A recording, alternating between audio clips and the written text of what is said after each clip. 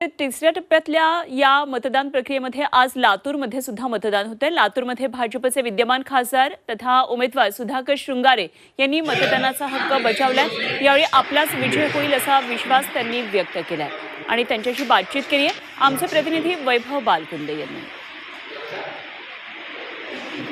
जे भाजपचे आणि महायुतीचे जे उमेदवार आहेत सुधाकर शृंगारे हे आता मतदान करत आहेत।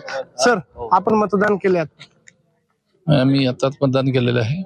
जनतेला मी आवाहन करतो लातूरच्या की मी पहिलं मतदान ह्या ठिकाणी केले असल्यामुळे तमाम आपल्या लातूर जिल्ह्यातल्या सगळ्यांना मला विनंती करायची आहे की मतदान 100% कसं करून घेता येईल, आपण सगळ्यांनी पूर्ण हिरिरीने भाग घ्यावा असं मतदारांना मी आवाहन करतो।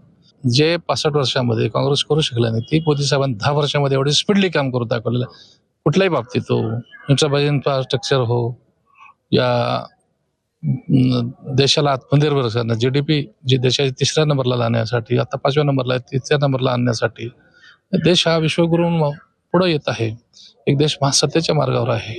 या ठिकाणी नक्कीच मी 70% आसपास या ठिकाणी पोहोचतील। माझं मतदार सुद्धा नाही लातूर जिल्ह्यात, त्यामुळे मतदारांना मी आवाहन करतो की आपण लवकरात लवकर सकाळपासून मतदान करून घ्यावं। वैभव बालकुंदे, जी मीडिया, लातूर।